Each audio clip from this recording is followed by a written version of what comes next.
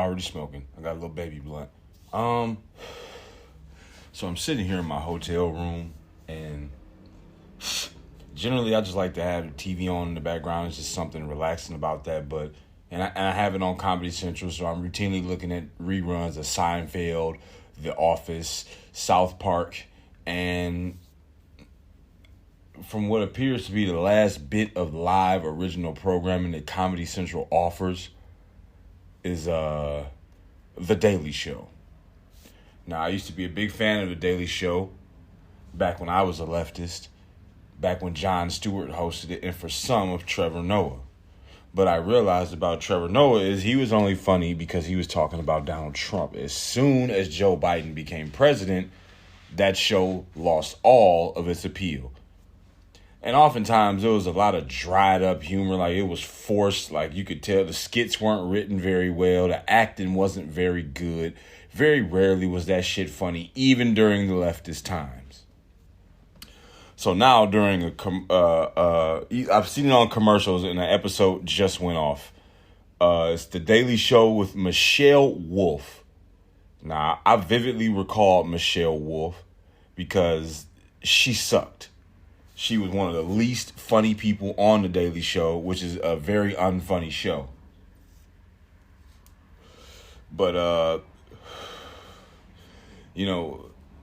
it's just an indication of how far that show has declined. Like, when Jon Stewart was on it, Jon Stewart's not much better. But at least the show was funny. At least, I don't know, maybe I'm biased, but it was a lot more enjoyable. It was a lot more substantial of a show, and him and Stephen Colbert was going back and forth. Stephen Colbert went to primetime late night, so Jon Stewart went to Apple TV. So, I mean, and his show now sucks. The problem with Jon Stewart, it shouldn't be the problem with Jon Stewart. It should be the problem is Jon Stewart. But fucking The Daily Show has fallen off so hard. So fucking hard. Like, it just needs to. They tried to do all these little spinoffs. The something with Larry Wilmore. Larry Wilmore was also another half funny comic. Larry Wilmore was sometimes funny, but blunt almost went out. My lighter is dead. But he's another half funny comic on there just saying a bunch of outrageous shit, and my shit just went down when I was going to get my shit from. What's up with this? Why has this happened? Okay, I got to restart my computer. That sucks. But yeah. So later on, I'm gonna give you a little bit more of an idea about Michelle Wolf because she's terrible. And but yeah, in terms of Larry Whitmore, also very terrible. Like half funny, like just lean too hard on the quintessential black narrative. Just you got don't put your hand behind your back for the police and da da da. Yes, master, praise God. All that little old stereotypical black shit. So, but Michelle Wolf was a unique brand of it's just awful. Her bits were never funny. Good, my computer's back up. Her bits were never funny. All her shit seemed tired and dry, which seems to fall in line with The Daily Show. So I'm waiting for my computer to come up. I found a little bit of Miss Wolf's work. I'm going to restore these pages. Some of it's probably going to play, and it shouldn't. Got to wait for the Wi-Fi to connect. I am offline. Okay, well, let's fix that. Because, she's outrageous, man. And what I found was, like, she did this little,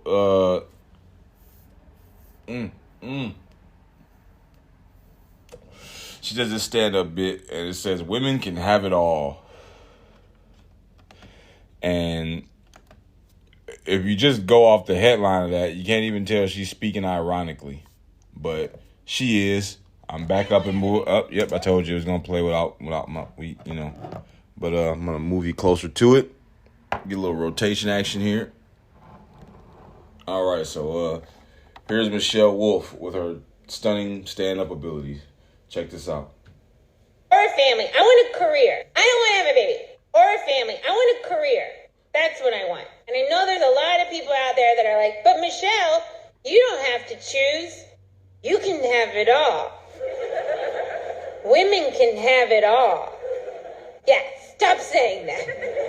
You act like all is good. All does not mean good. You've never left an all-you-can-eat buffet and thought, I feel really good about myself. I sure am glad I went back for spare ribs. All is not good. And even if we do try to have it all, even if a woman out there definitely wants it all, we've put up too many obstacles in your way to make it possible. It's like, oh, congratulations, you're having a baby? Great. Couple things. We're going to need you to get that car accident of a body back to work as soon as possible because this is America and we don't think you need time to recover. Also, you should breastfeed. It's what's best for the baby. But don't do it in public, you pig. Do it in the old janitor's closet underneath the bridge with the rest of the breastfeeding trolls. And don't ask to take time off from work when your kids are sick. We'll think you're not dedicated. Also, why are you such a bad mom? By the way, your salary is just enough to cover the cost of childcare. And we know you're exhausted. You don't really know who you are anymore. You're trying to balance your old life and your new life. But quick, go have sex with your husband. He's about to leave. He doesn't understand what you're going through. Quick, go now. And sweetie, smile.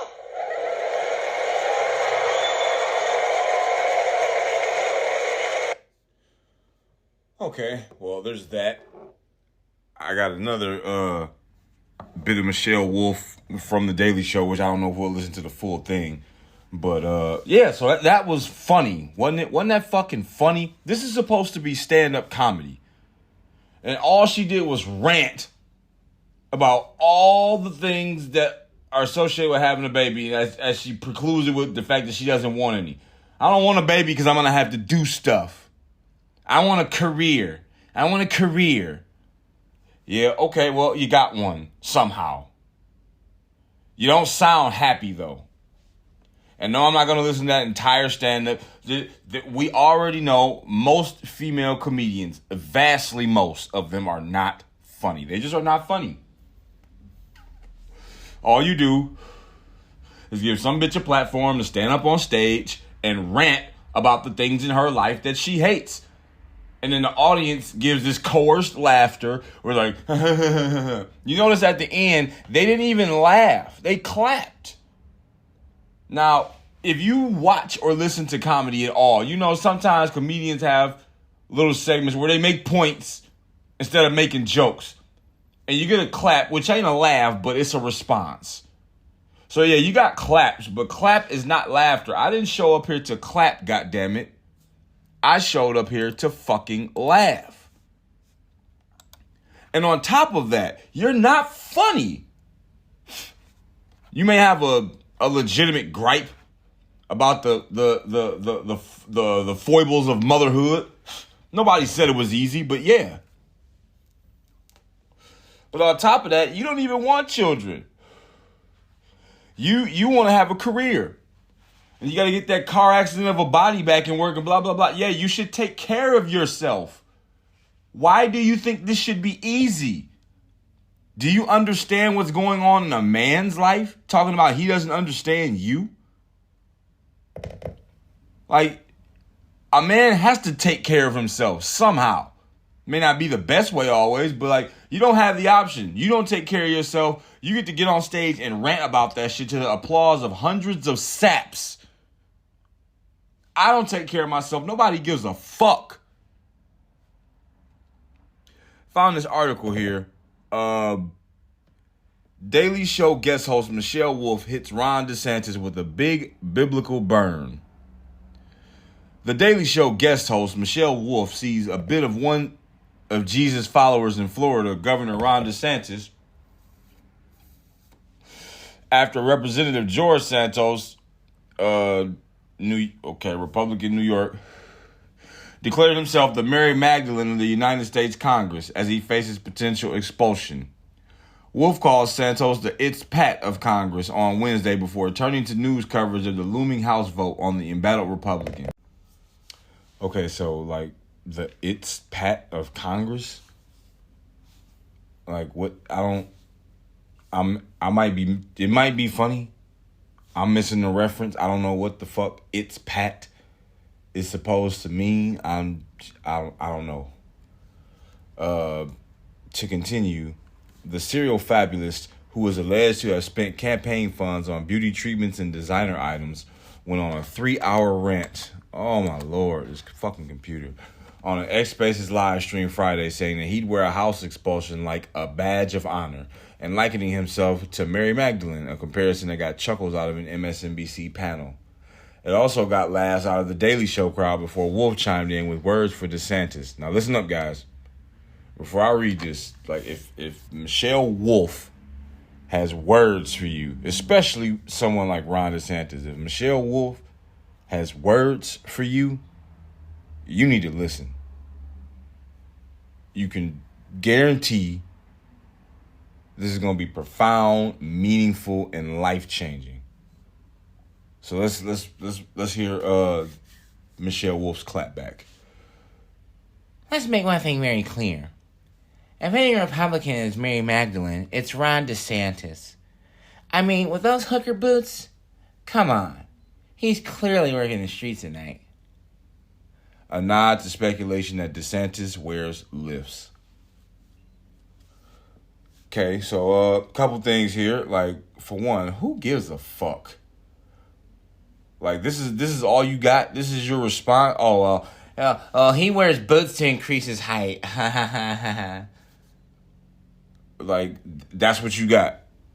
Like, you're not talking about his policy. You're not talking about his he wears hooker boots. Like, if that's supposed to be insult comedy, it's not even insulting. It might be true, but it's not insulting. Like, so what if he wears lift? Women wear heels.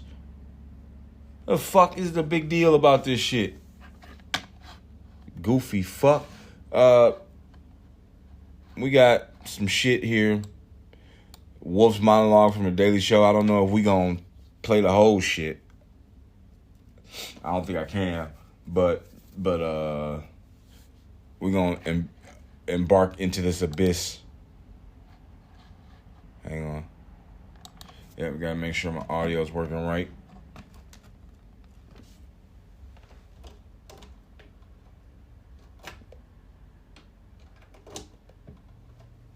I've got it. Nope, still not working right. Why not? Been saying this shit for months, man. I need a fucking I need a right, okay. I need an AV guy. This shit does not want to work when it's supposed to.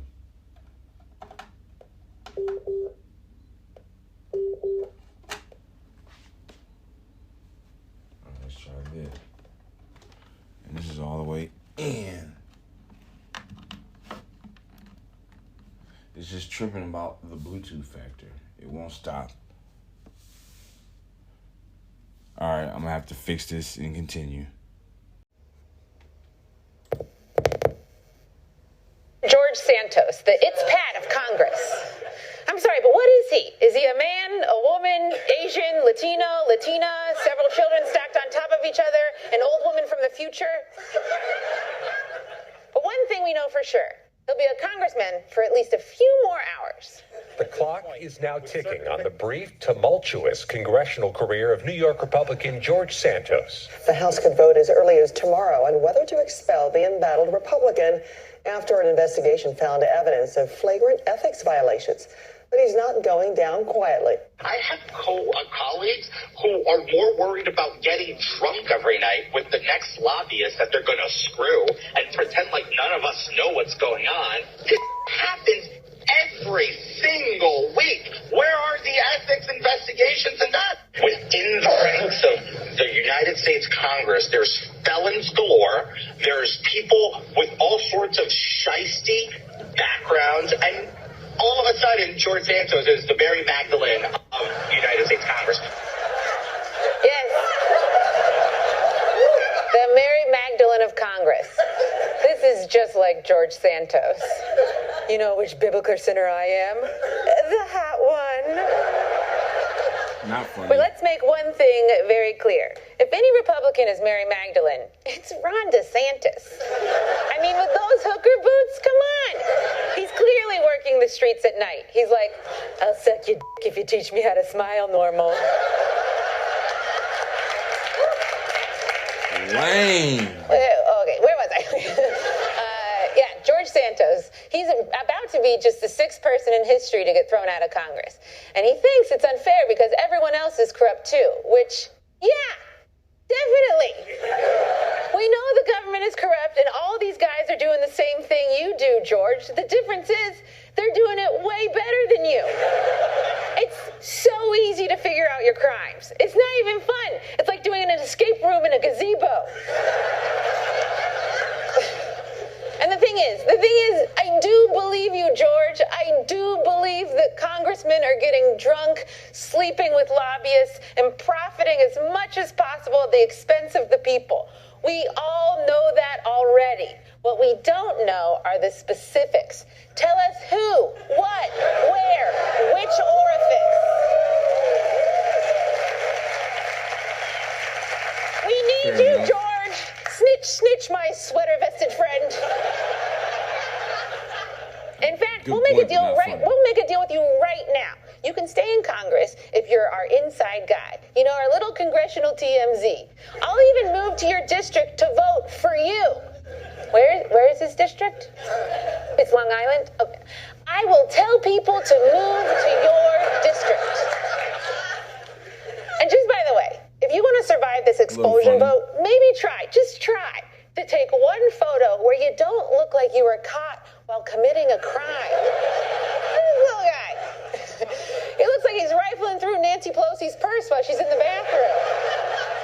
Or like he's saying, don't mind me just duct taping a knife under this chair for no reason. That's the look I give when someone in a second floor window sees me peeing in an alley. That's the kind of photo they tape up next to the Sephora register. Like, this guy can't come back. He keeps licking the testers. Yeah, no. Okay, we're done with Michelle Wolf. So you get the idea. Not alarmingly funny.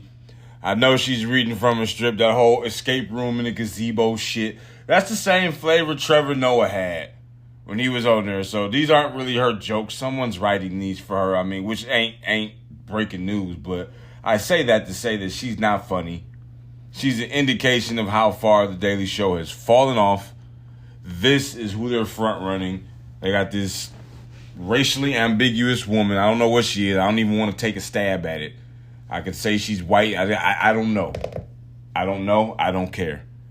But got this racially ambiguous figure up here, this female, who I just don't think I know she's a guest host, but they could have put Jordan. Did Jordan Klepper turn this down? Did Ronnie Chang turn this down? Like, would have been much better options for hell, even Roy Wood Jr. Like much better options, but even still, The Daily Show is just too fucking woke. They got this super diverse cast. Oh, we got the white guy, and we got the black woman, and we got the Asian guy, and we got the Hispanic guy, and we got the motherfucking Indian guy, and then we got the French, Polynesian, Russian guy. Like, yeah, okay. They used to have Hassan Minaj as the Middle Eastern guy. Like, it's just so woke. It's painfully woke. And hopefully Michelle Wolf is the last domino to fall in this Daily Show shit. Like, it needs to be not the Daily Show, the opposite of the Daily Show, whatever that may be. And I think what that may be is canceled permanently.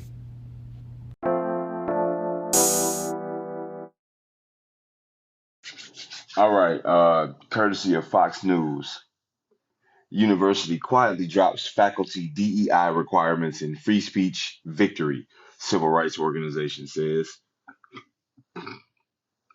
So quietly drops. Well, why would you drop values of diversity, equity, inclusion quietly? Why would you drop them at all? I thought diversity, equity, and inclusion was supposed to be this good thing that's supposed to benefit everybody that we're all supposed to be better off with. What's up with that shit? But let's read this article. The University of Massachusetts Boston quietly removed a requirement that prospective faculty formally commit to diversity, equity, and inclusion when they apply for jobs. The reversal was hailed as a First Amendment victory by a civil liberties nonprofit that lobbied the university to stop the unconstitutional requirement. Public institutions like the University of Massachusetts Boston are bound by the First Amendment to make hiring decisions in a viewpoint neutral manner. Foundation for Individual Rights and Expression Program officer Haley Gluhanick told Fox News. Okay, we're glad the university eventually changed course, Gluhanick added, but maybe next time it doesn't need to take 5 months of advocacy. In June, Fire learned that UMass Boston was requiring some faculty applicants to submit statements reflecting their experience and commitment to DEI principles, according to a letter that the organization sent to Chancellor Marcelo Suarez or Orozco. One of the job listings was for a computer science professor. So, yeah, this is definitely a victory. It's absolutely a victory, not just for the First Amendment, but just for the culture. Like this diversity, equity, and inclusion shit it's a farce. This shit is stupid. And I'm not saying it's not overall like you should want to be diverse and equitable, but like it shouldn't be implemented like by force. Like if you got diversity, equity, and inclusion, it should be because that's what helps the business. It's a good blueprint for just how to treat people, yeah, of course, but that's not that's not what's being reflected by the way it's implemented. Like this shit is just you just gotta have 50% Asians and we gotta have 50% Hispanics and we gotta make sure they're all happy. You can't experience any stress, any anxiety, and if you do, it's because of the white people that work here. It's like, come on, no, that doesn't work. Or this whole shit is like, you need more representation and blah blah blah. It's like, why? Why do you need more representation? Answer that question without feigning disgust. Why exactly do you need more representation? Why exactly do more women need to be in power? Like, why? And if the answer is not to further your narrative, I can't think of a reason why it needs to happen. There's nothing wrong with it happening, but to say it needs to happen, to say you're underrepresented, well, the reason that you're underrepresented is because you don't actually want to do it. You don't want to do that shit. You want to do what you're doing now. That's why you're doing it. You don't want to fucking be in these positions of power and all this shit. Like, and because like, what good is it? You say, well, they've never given women a chance because they've been oppressed all their lives and whatnot. It's like, well, that's not particularly true. And like, there's not much evidence showing that there's any additional benefit to just having equal representation and being diverse in infrastructure in areas that matter, areas you can't live without. You couldn't live the life you live today without those areas. So there's that. Such requirements are a clear violation of both prospective faculty's academic freedom and the university's obligation to uphold the First Amendment. UMass Boston tried dodging the issue for several months, but Fire recently discovered that the DEI requirements had finally been removed from the job listings we flagged and that newly posted job listings contain no similar requirements. A university spokesperson told Fox News UMass Boston is fully committed to following the best practices guiding recruiting and hiring of faculty.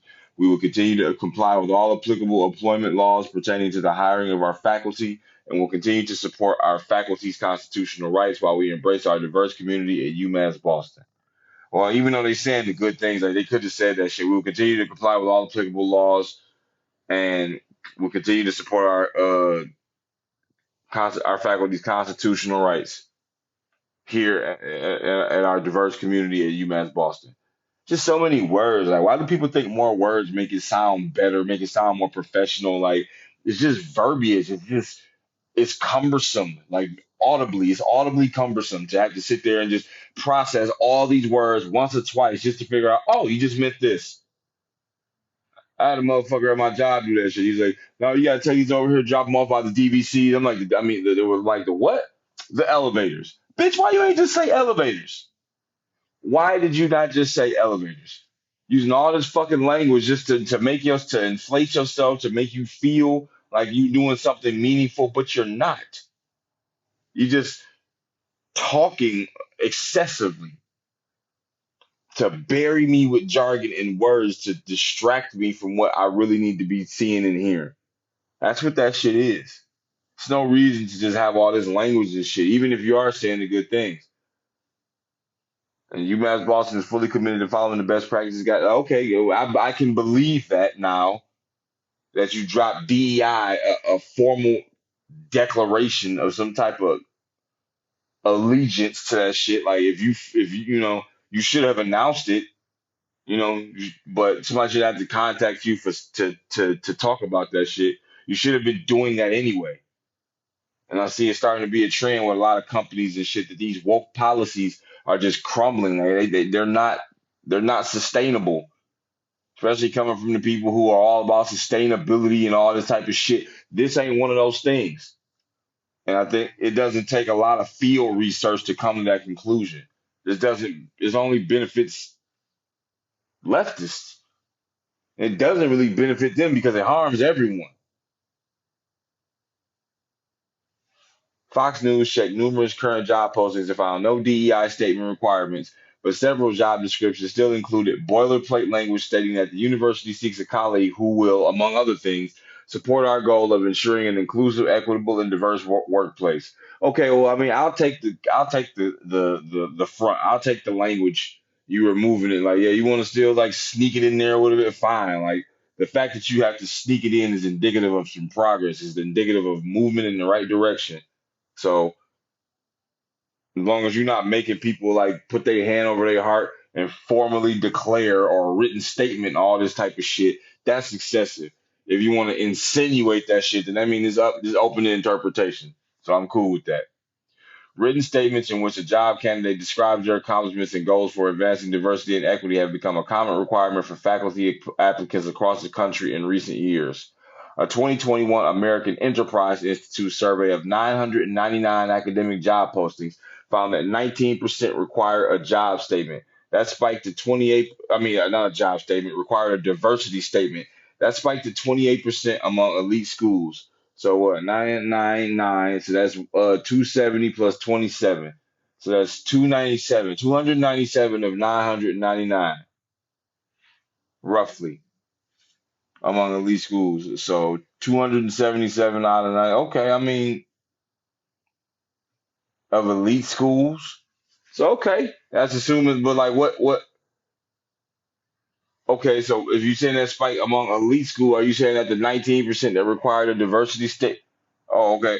So wait, 999 academic job postings found that 19% required a diversity statement, and that spunked to 28% among elite schools. So it was, oh, okay, just the postings among, okay, got you. All right, process that. Okay. Critics of DEI requirements say they serve as an ideological litmus test that helps universities push left wing ideology. And that's exactly what the fuck it is. That's exactly what it is. Critics of DEI requirements are spot on about that shit.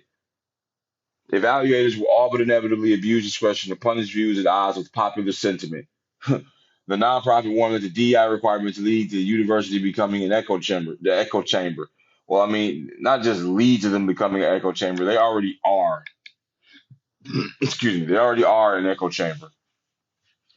They are one.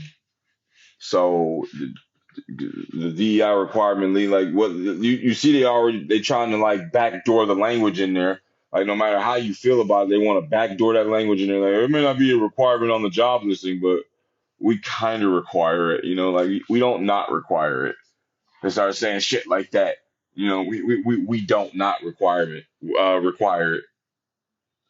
We trust UMass Boston would readily recognize the problem with requiring faculty applicants to demonstrate a commitment to patriotism. FIRE is a nonpartisan group that spent more than 20 years advocating for free expression on college campuses before widening its scope to include fighting for free speech across America.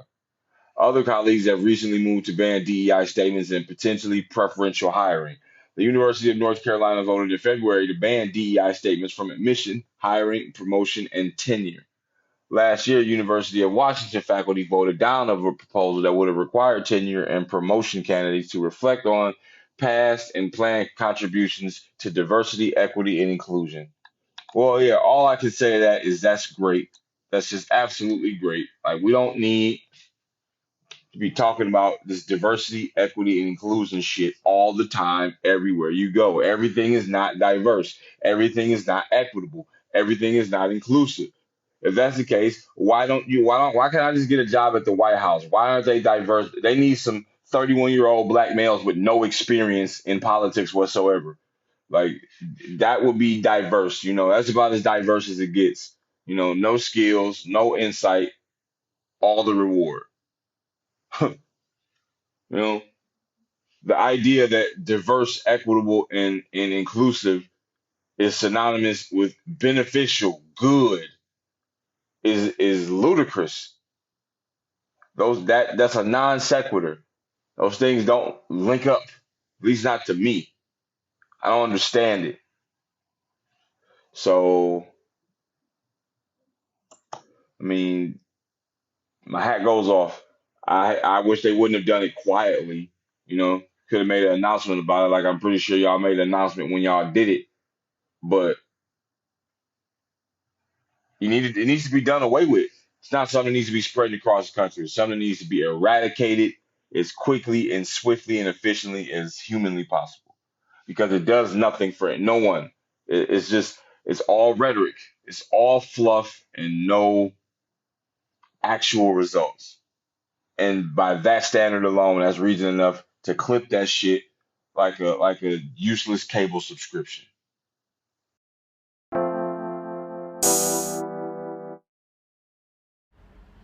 All right, got my lighter situation ready, solid, no more clicking for hours and shit. I'm firing up right now. You should too.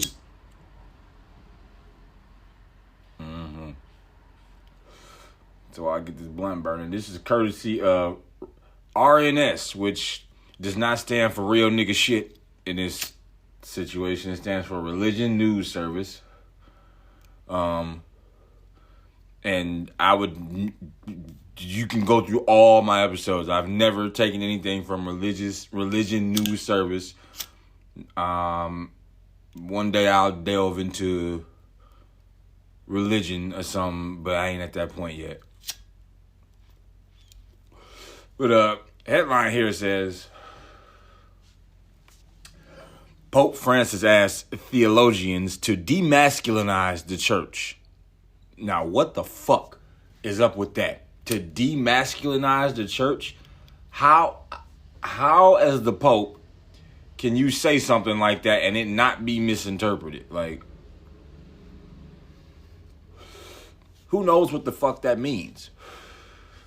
Demasculinize the church? I don't know, man. Let's just start reading this shit, because I'm just kind of, I don't really know how to interpret that. Speaking to members of the International Theological Commission at the Vatican on Thursday, November 30th, Pope Francis asked theologians to demasculinize the church in an unscripted remark. You damn right it's unscripted. Like, I just don't know what that means. I really would like to know what that means. It's troubling me almost to the point where I can't even fucking read this, because I don't even care about the rest of that shit till I know what that means. So, says, quote, "There is something I don't like about you, if you excuse my honesty," said Pope Francis, pointing out that there are only 5 women among the 30-plus theologians. We need to move forward on this. Women have a way of reflecting on theology that is different from us men. Well, duh. That's because women are intrinsically different from men. We're not the same.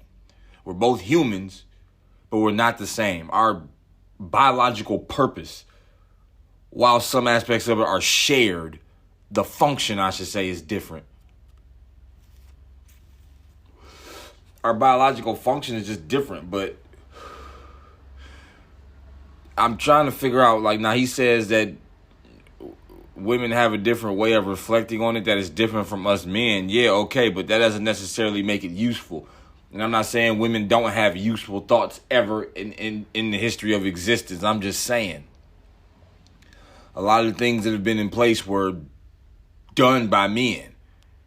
And it seems like wokeness is now starting to spill into religion, which is not cool. The International Theological Commission is part of the Roman Curia and advises the Vatican Doctrinal Department on theological issues. The Pope appoints his members, and women have been allowed to become members since 2004. The Pope said he studied the Italian theologian Romano Guardini through the work of a woman, Hanna-Barbera girl Falkovitz, who impacted his understanding of women in theology. Francis also noticed that at the next meeting with the Council of Cardinals, a body that advises him on church matters, they will reflect on the role of women in the church. Now, when it comes to shit like this, you got to be real careful of why you're doing things. This is like a form of affirmative action, except it's not just here for black people. It's here for women. They're saying that women are underrepresented. And my question is, why do you need more female representation? I'm not against it on the condition that you can supply a plausible reasoning for doing that, seeing as how it hasn't been done before, and look where we are now. So if you're doing it because you think there's like a provable benefit to be gained from this, and you can formulate an argument that conveys that information effectively, then I'm okay with it. But I don't think that's happening here. I think this is just another one of those things where it's like, well, it's just all men here, so let's just get some women in here just to even shit out. And yeah, the women look at theology a lot different than men, but I would go to say that's why, like, most religious leaders, most religious figures in the history of the world have been men. It just has. So what suddenly has come about where it's like, oh yeah, we should probably change that? Like, why? Really would like to know that. The General Secretary of the Commission, Monsignor Piero Coda, said Francis' words were an additional encouragement for something that is very dear to the Pope, but is also at the heart of the journey that the Church is undergoing through the synodal process. Bishops and lay people, including an unprecedented number of women, took part in October's Synod on Synodality at the Vatican and demanded a theological reflection on the role of women in the Church, as well as the possibility of allowing women to become deacons. Now, why? Just why? Does this claim have any steam if it wasn't for things like feminist movements and Me Too and body positivity and more women being in the workplace? Like, where's this coming from? Because like this, why do women suddenly want to do it? Why do suddenly you talking about we already going through men invading women's spaces, especially in the athletic world. But it's like everywhere else, women are trying to invade men's spaces. And it's not really so much an invasion, but they're like trying to do it just because they're not a part of it. And the reason you're not a part of it is because you don't fucking want to be a part of it. I think because anybody's excluding you. Like when you got environments that generally function historically with just men and you start introducing women into those areas, the likelihood of a distraction increases greatly. Women are a distraction to men. I'm sure men are a distraction for women too, but like we saying, like if women see theology differently, then like that you're admitting that there's an inherent difference between the two that should be acknowledged and considered. So that's it. You know? Do you want to become deacons and all this just because there aren't enough women doing it? Or because you think that women genuinely have something meaningful and useful to offer that's going to make things better for everybody involved? And I don't think it's the latter. I highly doubt that it's the latter. It just doesn't. This is the trend now. Like, everything just needs something because it isn't there. Like, oh, we just need more black people here because there aren't enough black people. Well, what the fuck is enough? What's enough? Like, if there's 1,000 people in a particular area where, and let's just say 50 of them are black, how many more blacks do you need to add before it's enough? What's enough? You gotta have 900 total blacks? Is that too many blacks? What's the point to where it's not too few, but it's not too many? It's enough to where the average person who's invested in that issue would be satisfied with the numbers at that point. I'll give you a hint. It doesn't fucking exist. You continue reading. Catholic deacons preach at Mass and perform marriages and baptisms, but do not celebrate the Eucharist or hear confessions. Those who oppose allowing female deacons claim it will represent a first step toward opening the priesthood to women. The Pope's words on Thursday underline the need to increase the space given to women in positions of authority and decision-making in the Christian community in order to treasure the sensibility and intelligence that is typical of the feminine genius and experience. Coda told RNS. Not a good enough reason, sorry. That reason sucks. In order to treasure the sensibility and intelligence that is typical of the feminine genius and experience, like, that's not gonna get you laid, bro. I promise you will get no pussy from quoting this old cuck-ass simp anthem. The need to increase the space given to women in positions of authority and decision-making. Like, just if your chief reason why is because you need to treasure sensibilities and intelligence that is typical of the feminine. So basically because you like women. This is what I'm talking about, that fucking language. When people start bombarding you with syllables, and that shit is like it's something that can be broke down. It's like motherfuckers just speaking to me in buds of weed, when it's like you could just almost say that shit and shake. Like, you're talking to me in large quantities of weed that could be discussed and shake. So like a nigga like, yo, man, I got that fire, man. Got that cryptochronic cutter, like I got that motherfucking Moscow Bengali. I got that savant croissant. I got that mad skills. I got that. You like, okay, whoa. Hold on, nigga. You doing way too much motherfucking talking. All that language is meant to distract you from something. All that language is meant to conceal something. Because if a motherfucker need a glass of water, he's not gonna be like, at this moment, it would behoove you to go out and fetch me a glass of water, for I have achieved a level of thirst which I find troubling and would like to address at this moment. Nigga just gonna say, hey bro, can you give me some water? You know, all that extra shit. The need to increase the space given to women in positions of authority and decision-making in the Christian community in order to treasure the sensibility and intelligence that is typical of the feminine genius and experience. A bunch of fucking jargon. Filibuster. Like, niggas give you volume instead of substance, and like, they want you to be happy with it. They hope you don't see past that shit. They hope the volume can like can drown out the lack of substance. Women have always been important in the church, the theologian said. But it's time for this to become part of the culture. To address modern challenges in the male-dominated view that still exists in the church and in society. The small number of female theologians in the church is related to the roles that women are offered in the church today. It's true that women and lay people are still underrepresented in theology, but because theology remains too centered on the formation of presbyters, he explained. Underrepresented. Like I said, what's that magic number that makes everyone shut up about this shit?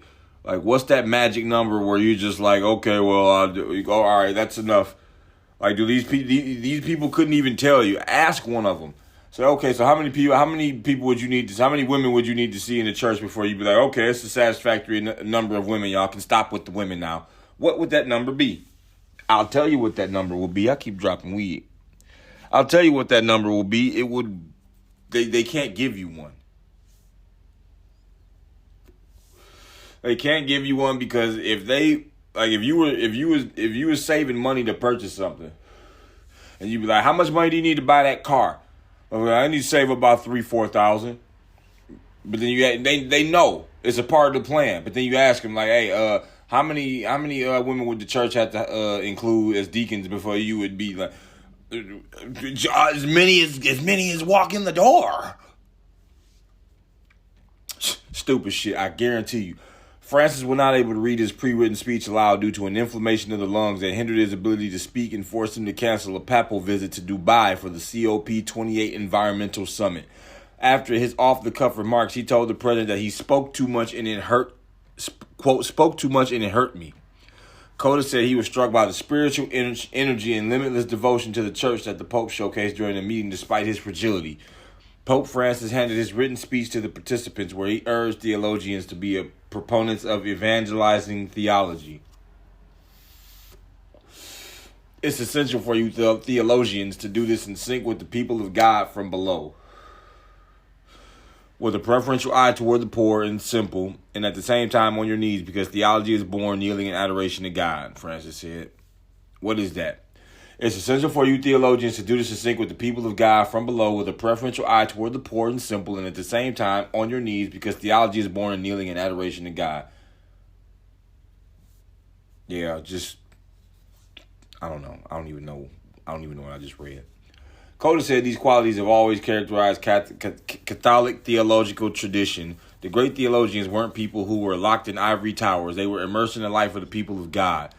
On November 8th, Francis issued a decree reforming the Pontifical Theological Academy, charged with forming theologians, asking it to embark on a paradigm shift, a brave cultural revolution to promote synodality in the church.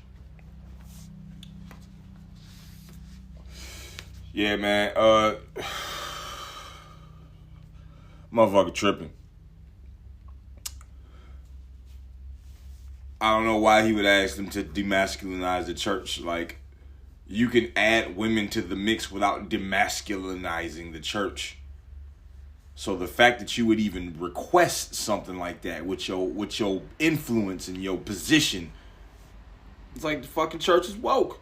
What more do you need to see? Like, what number of incidents would I need to see before I can comfortably say the church is woke? It's one. This one. These motherfuckers are woke. Demasculinize the church for what? The fucking typical the what do you say? Treasure the subtleties or whatever, and the intelligence and the fucking the typical genius and experience of femininity. Like what? What? Okay. Man, check this shit out. Courtesy of Market Watch. Federal judge blocks Montana's ban on TikTok, saying it's unconstitutional. So, like, that's a bizarre headline. A federal judge said a ban on TikTok is unconstitutional. So it's not unconstitutional for the Chinese government to have a completely different TikTok for the Chinese citizens, whilst they flood the American population with stupid ass trends that actually cause harm to people and fuck people up, dumb down the entire population and turn them into mindless cell phone clutching zombies who can't go a 30-minute period paying attention to something without the need to look down at their goddamn phone. Like, they cannot not look at their goddamn phone for more than 20 minutes. And that's being generous. But that's unconstitutional to block that shit. Fuck the American population. You know, just let the Chinese send over all kind of shit and, you know, fuck up our kids and pollute their minds and make them less mentally viable citizens capable of contributing something valuable because they want to fucking do a front flip over a canyon or like see how many wheelies they can do on top of people parked cars on the street on a dirt bike and some stupid shit because they saw it on TikTok. Stupid shit. That's what all that is. Montana's first in the nation law banning a video sharing app TikTok in the state has been blocked while a legal challenge to the law moves to the courts, a federal judge ruled Thursday. U.S. District Judge Donald Malloy said the ban oversteps state power and infringes on the constitutional rights of users and businesses. How? How? Like, just because people, the right of users and businesses, the right to do what? The right to use TikTok? You can use TikTok, just not in Montana. Like, shit, Montana said they don't want TikTok. Why can't Montana not have TikTok? Why can't Montana preserve whatever little sanity is left in that empty-ass state? What's the fucking population of Montana? Let's look that up, actually. Population of Montana. Yeah, 2023. Wow. 1,139,507. I guess that's not a lot. If I remember correctly, the population of Michigan is probably like between like 6 to 8 million, somewhere in that number. Somewhere in that number. Oh shit. 10 million? Well, damn. I thought it went down. Shit, it went up. 10 million people in Michigan. Okay. 10 million motherfuckers. So, yeah, that should give it some scale right there. Like, it's 10 million people in Michigan. It's 1.1 million people in Montana. So, the ban had been scheduled to take effect January 1st. Montana's Republican-controlled legislature made the state the first in the U.S. to pass a complete ban on the app based on the argument that the Chinese government could gain access to user information from TikTok, whose parent company, ByteDance, is based in Beijing. Western governments have expressed worries that the popular social media platform could put sensitive data in the hands of the Chinese government or be used as a tool to spread misinformation. Chinese law allows the government to order companies to help it gather intelligence.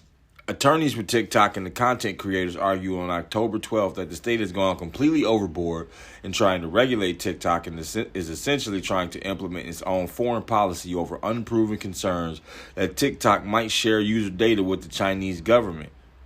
I mean, but shit, yeah, it's unproven that you might share it, but how could we prove that you might share it? It's just the fact that it's a loose end that could be tied up. Like, the benefit of having TikTok don't outweigh the cost of losing it by no means. So, like, the fuck? Completely overboard and trying to regulate. No, they're actually doing exactly what the fuck they supposed to do. They completely on the mark. They supposed to fight back against this shit. Trying to implement its own foreign policy. Chinese law allows the government to order companies to help it gather intelligence. And like I said, the TikTok that they have in China is not the TikTok that they have in America. They have a completely different hookup. It's not the same. So, what the fuck? That ain't completely overboard. It should be happening at the federal level, but you got a judge blocking this shit on some weird shit. I don't really understand that move at all, but whatever. You know, people don't care about their children being exposed to this shit. I mean, I know they do in Montana, but a federal judge don't give a shit about children being exposed to this garbage. They don't give a fuck about teenagers engaging in TikTok trends like breaking into cars or sucking your lips into glass and breaking the blood vessels in your mouth or dumping buckets of water on your head or upping mags on niggas and just to make sure a nigga can up a mag back on you because you don't want to get caught lacking. All that kind of stupid shit. Motherfuckers running around walking up to niggas in the ghetto and like blowing kisses at them and like trying to pull these niggas' pants down like guns falling out. Like, this is entertainment. Until one of these niggas get their head blown off their fucking shoulders on some dumb shit. And we supposed to feel we gonna put a nigga away for that when a motherfucker shouldn't be walking around doing that shit. All for some TikTok views. TikTok has said in court filings that Montana could have limited the kinds of data that TikTok could collect from its users rather than enacting a complete ban. Meanwhile, the content creator said the ban violates free speech rights and could cause economic harm for their businesses. Yeah, well, I mean, that's the price you pay. Like, you causing cultural harm. Like, ban the type of data that TikTok could collect from its users? Like, what's the point of that? If we gonna ban some of it, ban all of it. It's like having porn, but it's like, yeah, but no ass and no coochie and no dick. Just on titties only. Like, why ban all the ass, coochie, and dick but leave the titties? Like, that's stupid. Ban it all. Don't ban some of it and just leave it. No, if you're going to ban porn, ban porn. If you're not going to ban porn, you make it not for children. Adults only. But you don't, like, pick and choose which parts of the porn is acceptable. Like, well, if you're 18, you can only watch softcore porn, Cinemax. Once you turn 21, you can watch this kind of porn. But once you're 13, you can watch gay sex. Like, what the fuck? Like, stupid. And cause economic harm for their businesses. Yeah, well, I mean, that's a consequence of making poor business decisions. Like, you know, trying to push your product in areas where it's not wanted. You know, basically having the possibility of being a covert spy tool from the Chinese government. Like, that's, you know, you shouldn't, that was always a consequence of the platform you decided to build your business on. So what the fuck that got to do with Montana? Christian Corrigan, the state solicitor general, argued Montana's law was less a statement of foreign policy and instead addresses serious widespread concerns about data privacy. Hell yeah. Malloy noted during the hearing that TikTok users consent to the company's data collection policies and that Attorney General Austin Knudsen, whose office drafted the legislation, could air public service announcements warning people about the data TikTok collects. Okay, so they consent to it. Yeah, but we all know that like that end user license agreement, terms of service shit, probably 2% of people even read the first goddamn sentence of that. People just boom, boom, boom. So yeah, I guess technically they consent to the company's data policies. But it's like, if you was ever to directly spell out like in the first couple words and make sure they saw it, you know, they would be iffy about what they wanted to be collectible by what potentially the Chinese government or anybody. Despite the state's attempt to defend the law as a consumer protection bill, the current record leaves little doubt that Montana's legislature and attorney general were more interested in targeting China's ostensible role in TikTok than with protecting Montana consumers. Hell yeah. Shit, they were more interested in protecting the ostensible role, so like blatant, like obvious. Got spy balloons coming over here and shit. Like, what the fuck they was all jumping down Trump's throat when he called that shit the China virus, but that shit came from China. It did come from China. That's true. So, I mean, what the fuck? You ain't gonna call it the Russian virus and it came out of China. That's dumb. You ain't gonna call it the Middle Eastern virus, the goddamn European virus, the Londonese virus that came out of China. Get the fuck out of here. This is especially apparent in that same legislature enacted an entirely separate law that purports to broadly protect customers' digital data and privacy.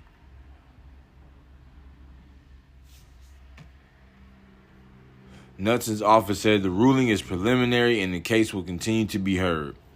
The judge indicated several times that the analysis could change as the case proceeds and the state has the opportunity to present a full factual record, said Emily Cantrell, spokesperson for Knudsen. We look forward to presenting the complete legal argument to defend the law that protects Montanans from the Chinese Communist Party obtaining and using their data.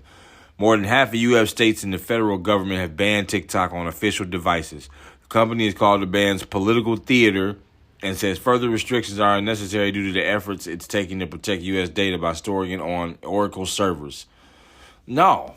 The fuck? Who gives a fuck what they think about the restrictions we put on our country to protect it? Like, I don't give a fuck if TikTok thinks it's political theater. Think whatever you want to think about it. Think it's great, think it's awful, think nothing of it, think everything of it. Who gives a shit what any other country think about how the U.S. goes about protecting its data and its privacy and its information? Give a fuck. It is unnecessary to do the efforts it's taking. I don't give a fuck what your efforts are.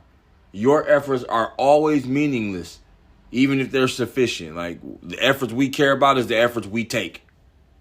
Give a shit what you doing at all. Storing on Oracle server. You can store that shit on the moon, nigga. I don't care. The bill was brought before the Montana legislature a few weeks after the Chinese spy balloon flew over the state. It would prohibit downloads of TikTok in the state and fine any entity, an app store or TikTok, $10,000 per day for each time someone is offered the ability, quote, is offered the ability to access or download the app. There will not be penalties for users. The American Civil Liberties Union, its Montana chapter, and the Electronic Frontier Foundation, the digital privacy rights advocacy group, have submitted an amicus brief in support of the challenge. Meanwhile, 18 attorneys generals from mostly Republican-led states are backing Montana and asking the judge to let the law be implemented. Even if that happens, cybersecurity experts have said it could be challenging to enforce. Man, they just need to ban this shit altogether. Ban fucking fuck TikTok. Ban that shit. If America can't make its own TikTok, then we don't need one. Because the Chinese have their own. We're not getting the Chinese TikTok. I've said that multiple times. It's not a lie. Look it up if you don't believe me. I don't lie in general, especially not on this podcast. If I'm unsure about some shit, I'll either not talk about it or express my ignorance. If they was to prohibit downloads of TikTok in the state and fine any entity $10,000 a day for each time someone is offered the ability to access or download the app. That would be great if they did just at a federal level. Yeah, like if you offer it to them, yeah, we're going to fine you $10,000 a day per opportunity. And the users won't be penalized. So now it's up to you to take that shit out. That's great. They need to do that. That needs to happen at the federal level. It needs to happen a month ago. Fuck TikTok. That shit is garbage. I don't give a damn how many dancers and artists and fucking white noise loops got popularized off that shit. I don't care. Fuck TikTok. Get rid of it. I tried to have TikTok. I just can't do it. I can't. It's mind-numbing. That shit is corrosive. Fuck want to sit there and look at motherfucking dogs standing on their hind legs or fucking hamsters sleeping and goddamn motherfuckers chopping onions. Just random ambient everyday shit. Motherfuckers thinking they funny, not funny. America's funniest home video fails type shit. Like a large chunk of that shit is vapid and uninteresting on TikTok. Even when I got on there and was doing it about poker, that I couldn't even stomach that. Even when I was getting views and all that shit, like I just couldn't stomach it. It's just childish, man. I support a TikTok ban fully. They need to do that shit. Montana need to stick to their guns, do that shit. The other states that came to back it up, I forget how many. But, yeah. I would be delighted to see that happen. You'd see me tap dancing in the street off that shit. That's the show. Thanks for listening. I just want to say I am a Daily Wire subscriber. I've actually paid for my subscription for the second month. I don't mind paying monthly. But they premiered the feature-length comedy that they made called Lady Ballers. I watched the premiere. It's exclusively on Daily Wire. If you don't have a membership, you should get one now. They offer all kind of discounts. There's always a discount code. So many dollars off an annual membership, you know, and it's worth it, man. Daily Wire makes a lot of great content. I love Daily Wire subscription. I think after watching that movie, like it gave me like a real nostalgic feeling. Like they really don't make movies like that no more. Like it was legit funny, you know. It mocked and satirized what needed to be satirized. Like that shit looks silly because it is silly. You know? Like ignoring basic reality ain't gonna get us nowhere. And like whether you anti-trans or you pro-trans or whatever, like objectively, it's a good movie, man. It's a good. They got all the cameos from all the Daily Wire people. Everybody's acting was good. The budget was good. It was filmed well. Like the production quality, like all that shit. The storytelling, like it was a real good movie. Like. I don't watch a lot of movies because I know most movies just suck, like in terms of great movies compared to the amount of movies made. Like a lot of them suck. So I'm real picky about the movies I choose. But the trailer had me fucking excited. I actually prepared. I got food. I came home. I turned the lights off. I watched the build up and all the red carpet roll out and all that. I was there for all the fanfare. Like it was exciting, man. It was a good fucking movie. I highly recommend you get a Daily Wire Plus membership now. Find one of they watch any of them. Watch Matt Walsh. Watch any of them. Get a discount code and fucking enjoy the content, man. They just came out with Bent Key. They made a bunch of kids content. Watch this movie, Lady Ballers. It is fucking amazing. It's one of the best movies of the year, and it's probably one of the only movies, one of a few movies I've seen this year. But it's absolutely amazing, and I might watch it again tomorrow, which is highly uncommon for me in terms of watching movies. But the Daily Wire is so good at making content that's just pure and excellent, man. It's one of the Daily Wire is fighting the culture war, and I'm thankful for that shit every day. They motivate me to do this podcast. I really like what they doing. It's really inspiring and uplifting, and I can't wait for their next project, man. The Daily Wire is where it's at. But yeah, that's that. Until next time, I'll holler at y'all, man. Thanks for listening.